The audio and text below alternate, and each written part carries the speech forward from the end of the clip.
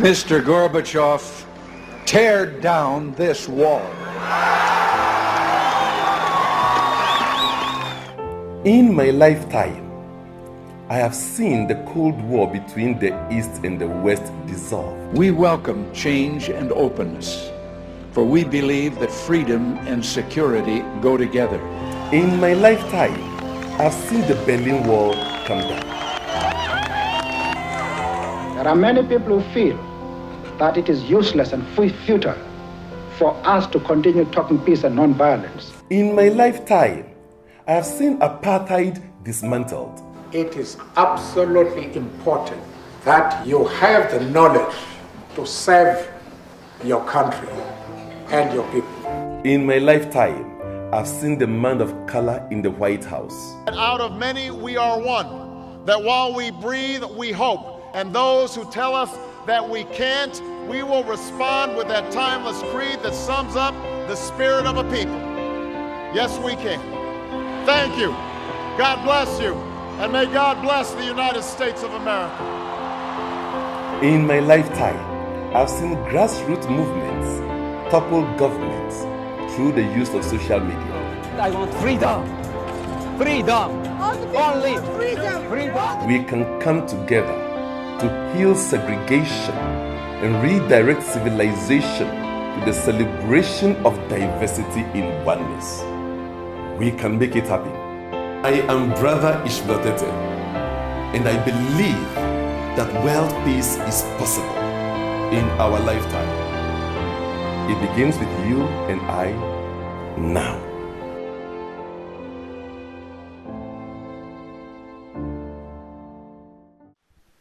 Brethren, your God nature is peace. Your essential nature is peace. Your natural state of being is peace. Peace is your default. Peace is what you are. When God said, let us make man in our own image and likeness, he cemented the whole creation with peace, with unity, with harmony. And that is your essential nature. That is your natural nature. And you can all the time connect to this natural nature, to this power center, which is embedded within you. Otherwise, what is the other choice? You can choose to go the other side, where you always have destructive thinking, quarreling thoughts. Destructive thinking, quarreling thoughts, all the time you're quarreling in your mind, thinking of what somebody is going to do when the person has not done it. Vivian, I'm going home. If I see her doing that and that, what I'll do to her? And then the boss will say as she's going to the work, when I go and Stanley, my subordinate, my employer has done this and that, he's not going to have it easy. These are quarreling thoughts. It doesn't take you anywhere. It rather breeds hatred, resentment, fighting, backbiting, gossip. But if you choose to be the peacemaker, you generate creative thinking, constructive thinking. Creative thinking will bless you. It means harmonious coexistence. It means progress. It means way forward. It means making it in all areas of your lives. That is creative thinking. Brethren, you choose this or you choose that. But I'm sure today we have all decided to choose to be the peacemaker, to have constructive and creative thinking. You see, we are living in a world. You can decide to be the world fool or to be spiritually wise. You can decide to be the world fool, or you can decide to be what? Spiritually wise. Which one do you choose? You want to be the world fool by everyone is moving, so I'm moving on. Everyone is choosing to be stubborn, pride. In my relationship, I'm stubborn, I'm pride. I'll never give up. You mean I should go and start the peace? You are joking. I'm not starting the peace. You're always waiting on the other person to start the peace. You are never ready to start the peace. It means you have chosen the destructive thinking. You have chosen to be the world fool. When you are spiritually wise, you will choose to be the peacemaker in all your relationship. Brethren, the fact is that the tree which has its roots reaching to the water table is never deprived of the needed nourishment.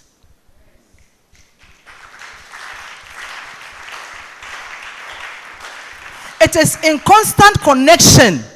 It is in constant connection with the water table. So how does it, how is it going to be deprived? Never. And one sure way of doing that is to choose to be the peacemaker. Now, I want us to have our second reading, which is in Matthew chapter 5, verse 22-24.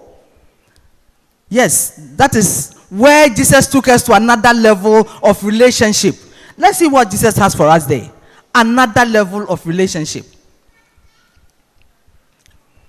I think it's good we read it together. It keeps us involved and participating. Yes, let's read together. But I say unto you that whosoever is angry with his brother without a cause shall be in danger of judgment. And whosoever shall say to his brother, Raka, shall be in danger of the council. But whosoever shall say, Thou fool, shall be in danger. Fire. Therefore, if thou bring thy gift to the altar, and there reminded had aught against thee, leave there thy gift before the altar, and go thy way. First be reconciled to thy brother, and then come and offer thy gift. Amen. You see, this shows that the whole of life is in connectivity. The whole of life is connected. You are connected to the goodness in all people. Nobody is living in isolation. So when you decide to be at peace with one aspect of God, and then you are at war with the other aspect, you have done nothing. You think you are in the inner circle. You are the pastor. You are the elder. And when you come to church, yes, you are the upright, righteous. But immediately you get home, then you are beating your wife. You are speaking rudely to your wife. That is not on. That is simply not on. It cannot be. That is spiritual hypocrisy.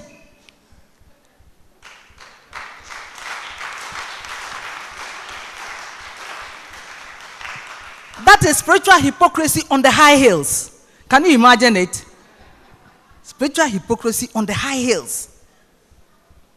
You see, and Jesus, at that level, he took us to another level, is telling us that that cannot be. For to the extent that he says that when your brother, imagine it, your brother has offended you. When your brother has offended you, you rather leave your gift at the altar and quickly run and look for your brother and reconcile with him. You are not at fault. You are at the point when you know that I am right. I've done it right. He is wrong. I have the upper hand. But he said, no. Life works together. So go and rather apologize. Go and apologize. Can you imagine it? So that is the level. Life is in unison. Life was made one at the point when God said, let us make man in our own image and likeness. When all creation came together, that is a powerful point. Powerful energy. That was what sealed it all. And if you are not at one with all of life, I'm sorry. Then I am sorry. That is the way life works. And then it says that whosoever is angry with his brother without a cause, be in danger of judgment. You want to be in judgment? You want to be in problem with life itself? You don't want that. So don't let the sun come down on your anger. Don't allow it to ferment. Don't allow your anger to ferment. It's natural, it's normal for you to get angry, for argument, it's normal. Argument always ensue. Even between us, there's argument. But you must always agree to disagree. You must always arrive at a point where no one wins. Nobody wins, you all win. That is what it should be. You don't continue to argue your point and say that I am right.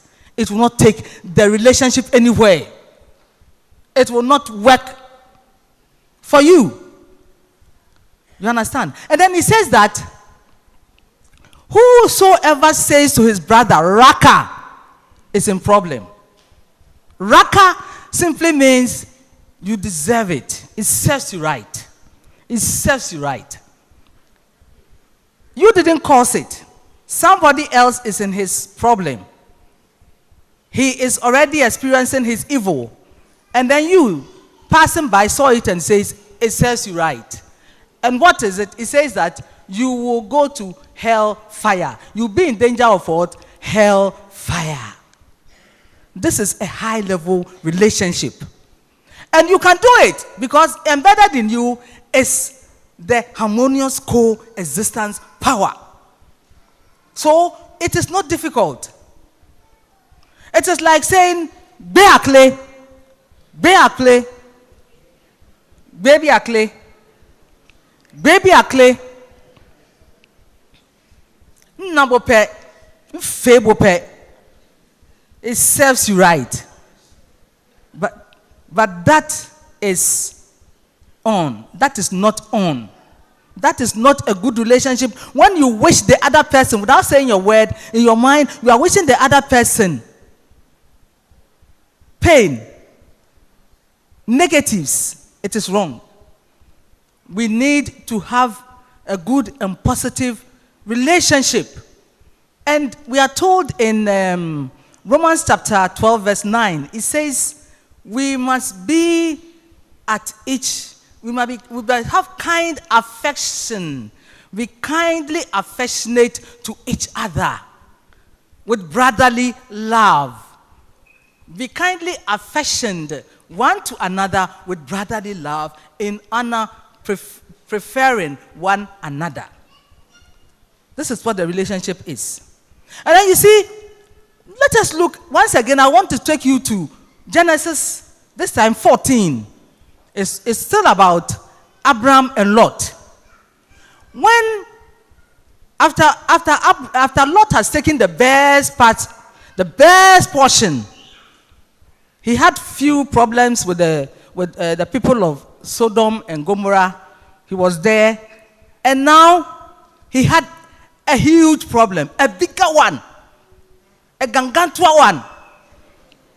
When the king of a far neighboring city came and conquered the whole of Sodom and Gomorrah, and then he took captives of all the people, including Lot. And what would you have done? You would have said, it serves you right. Abraham should have said, Lot, it serves you right. But he did not say raka to Lot. What did he do? He quickly, you see, when you, peacemaker means being proactive. It means taking initiatives. It means taking risk. Peacemaker, it means taking action to ensure oneness, to ensure peace and harmony.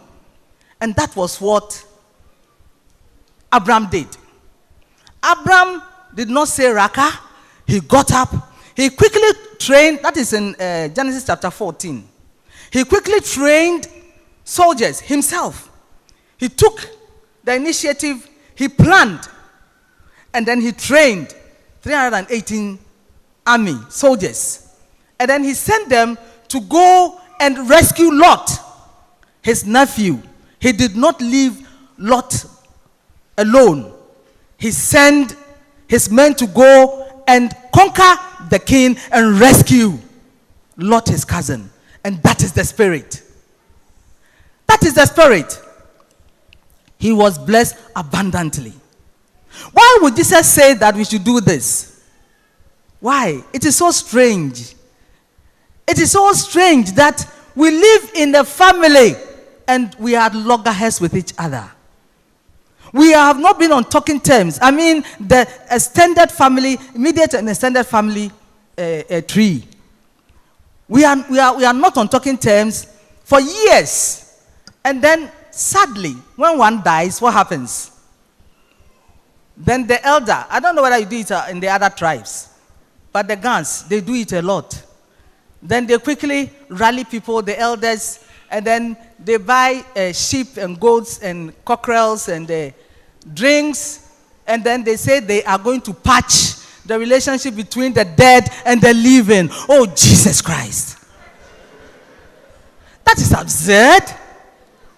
Very absurd. I remember one time our guru was invited to participate in one. He said, what? Would you stop that? It doesn't make any meaning. That is meaningless. How do you patch the living and the dead? When he was alive, when she was alive, they didn't want to talk. And now that the person has died, what is the use? What is it for? And that is what we do. In our family, you be the peacemaker in your family. It does not matter to what extent you have to go. When you do that, you are blessed. You see, in the family, we are not just bonded by blood, but we are bonded by spiritual force as a family.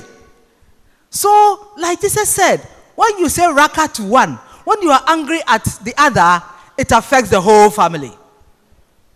Especially home. When you have a home, mother and father are not on talking terms. Children are not on talking terms with parents. Can you imagine what happens? Poison. You poison the whole environment. You poison your food. And that cannot be. That is what Jesus is saying. You'll be put into hellfire. You are sitting in your house, but you are in hellfire. That is what happens. Then what about relationship between man and wife? You see, when you decided to be man and wife, you started, and then through your consummation, you start exchanging spiritual and psychic energy. Just like sometimes you affect one partner with the disease, you also, exchange energy high, powerful energies, spiritual, psychic energies. So when you decide to say raka to each other, it's abomination. Raka.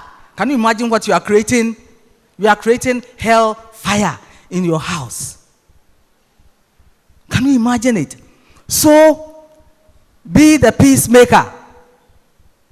You see, when you marry, you become like the soup. When you are in a relationship, you are like the soup. And you cannot, the pepper cannot be separated from the onion, nor the onion from the tomatoes.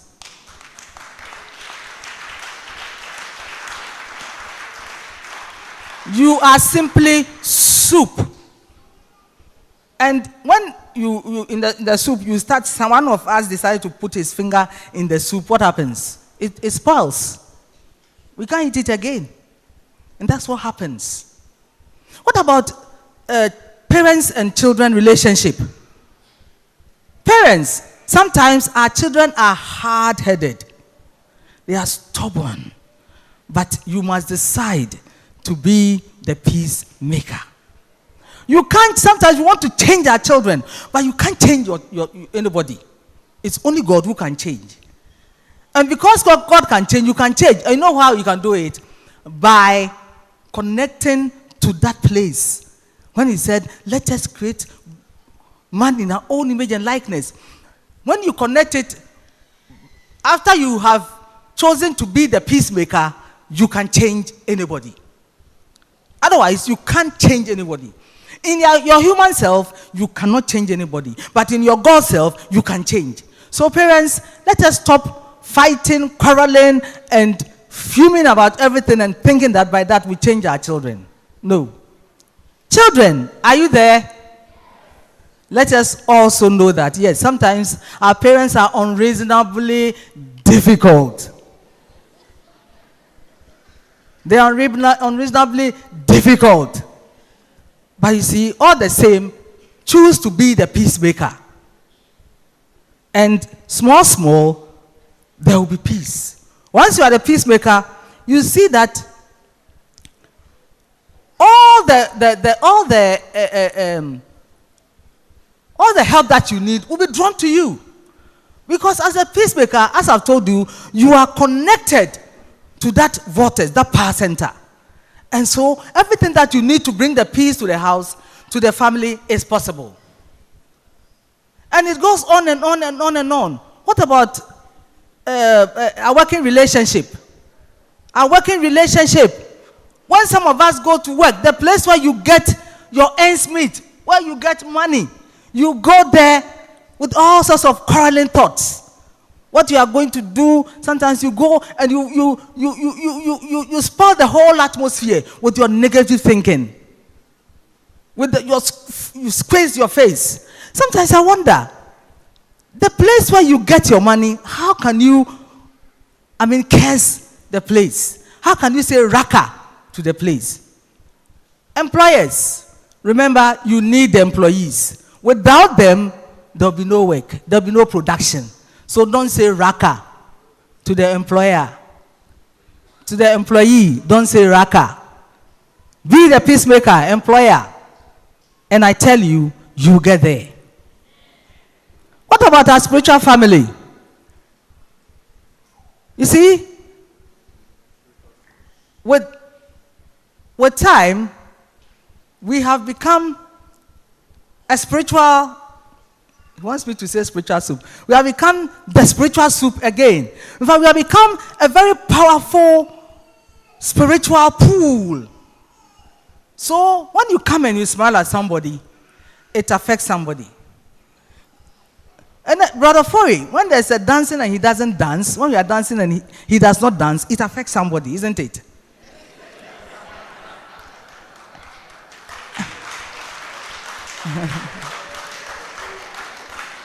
And sometimes when you choose to dance, hey, everybody is happy. Brother Fori on floor. We are all happy. So whatever you do in the spiritual pool of the spiritual family, it affects the others. So watch it. Come with clear mind and then come bringing something to the table. Bring harmony to the table. Don't come empty-handed. come with harmony, come with love, come with peace, come to the table and affect somebody positively and powerfully. That is what it must be. Brethren, it is said that Martin Luther King made a statement. He said, we must discover the power of love, the redemptive power of love. We must discover the power of love, the redemptive power of love. And when we do that, we will make the world, we will make the old world a new world. I want to paraphrase this. I'm going to paraphrase it. I know that at this point in time, at this moment in time, I can confidently say that we have discovered, we are not now going to discover, we have discovered the power of Peacemaker. We have discovered the power of being the peacemaker, haven't we? And the redemptive, the redeeming, the saving grace, the power of the peacemaker. And because we have discovered, because we now know, now let us be ready. Let us be ready to affect our whole world with peace, with harmony, with harmonious coexistence. Are we ready? Let us be ready. Let us be ready to go out to the world and fill the whole world, your family, your workplaces, wherever you are, your home, fill it with the redemptive power of Peacemaker, of the Peacemaker. Brethren, we can do this by practicing the Tower of Blessing, which are already doing it. We are already on it. Today is the 50th day. Today is the 50th day. So if you have not started, start it. That is why I'm going to tell you how to do it. Because some of you might have not started it. But if you want to get into resonance, into sync with the peace, the harmony of the universe, then you must decide to practice the Tower of Love. It's so simple to practice. Choose the frequency of peace and then describe the frequency of peace with evidence from nature. And when you have done that, you invite yourself into the frequency. Celebrate the frequency. See yourself in it and celebrate it. And then you now use breath as a vehicle to take you into the frequency of peace. And then you allow it to breathe you, through you, to bless your target, to bless your family, to bless your office, your work, your boss, your subordinate. You use it to bless, and it works magic. It works magic. And all your relationship, whatever it is, I promise you, will be blessed. You will be the omnipotent, omniscient, omnipresent, and omniscient. God bless you.